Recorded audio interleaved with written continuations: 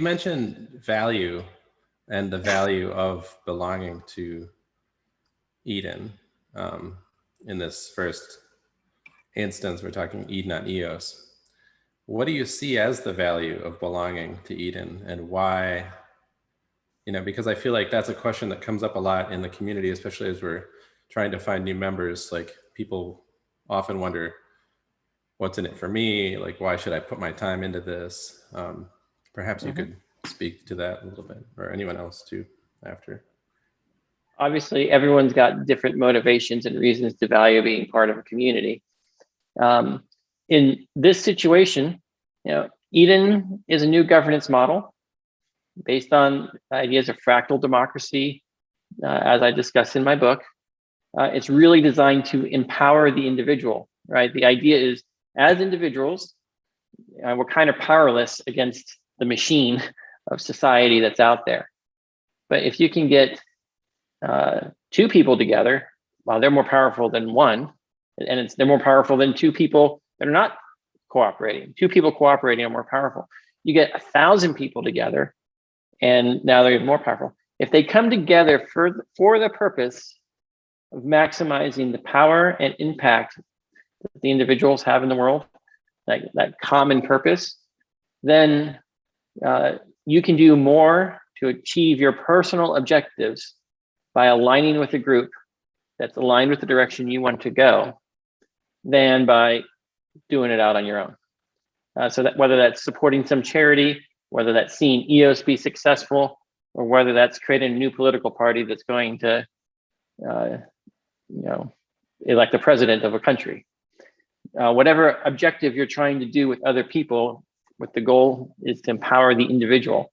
Eden is a governance structure designed to empower the individual without, at the end of the day, leaving the individual subject to a new power structure that leaves them powerless, right? Democracy can empower some popular tyrant to control everyone, but once you get the popular individual into power, how much power does the individual have left to change the edicts of the tyrant that they put in there? In this case, the tyrant might be doing things, they might be benevolent, but people immediately lose power because they don't have the ability to reach new consensus. And so how can you reach consensus without giving up your power? And that's what Eden's all about. It's about discovering the leaders instead of the media telling us who the leaders are through wisdom of the crowds and algorithm design.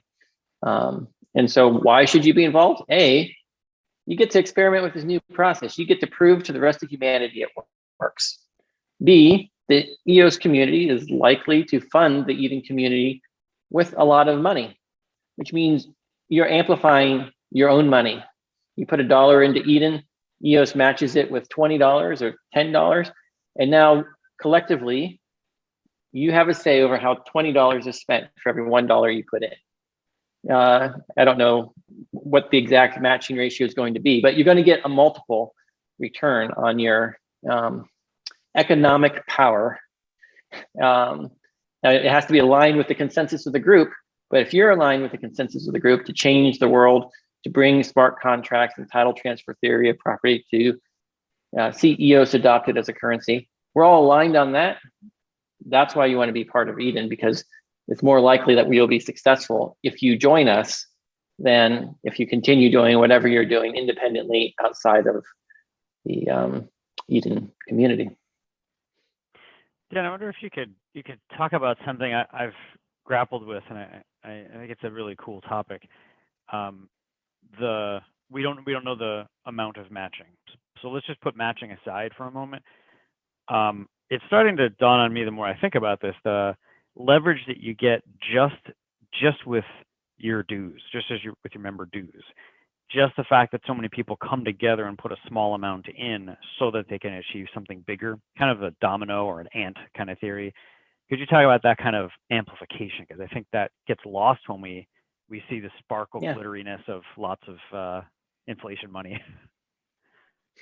Yes, so let's talk about Eden communities that exist without subsidies from the EOS network. Why would you want to join a community? Why would you want to pay dues? And how much dues should you be willing to pay into a community? Well, imagine that you wanted a new calendar app, and it's going to have some features and so forth, and it doesn't exist anywhere. And there's 100 other people that also want this calendar app. And let's, for the sake of simplicity, assume everyone's a programmer, right? But it's going to take an entire year to build this app. Does each person contribute one day to the cause? Or do they pool their resources to pick one of them to write the app, and then they all get to use it, right? It's that pooling of resources that allows us to do something that you couldn't do alone. It's if you have one brick, you can't do anything other than a doorstop with it, right? It's not very valuable. But if you have thousands of bricks, you can build a house or a wall or something productive.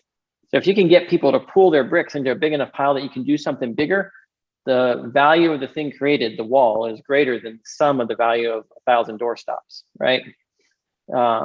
And so the question is, well, if we pool our resources, then who gets to decide, do we build a wall or a house? And where does the wall go, and who gets to live in the house? Those are all questions that need to be addressed by reaching consensus in order to motivate people to contribute the brick in the first place, right? Because they're giving up a doorstop. And that's why you would want to come together, because you are creating value from nothing. It's not a zero-sum game.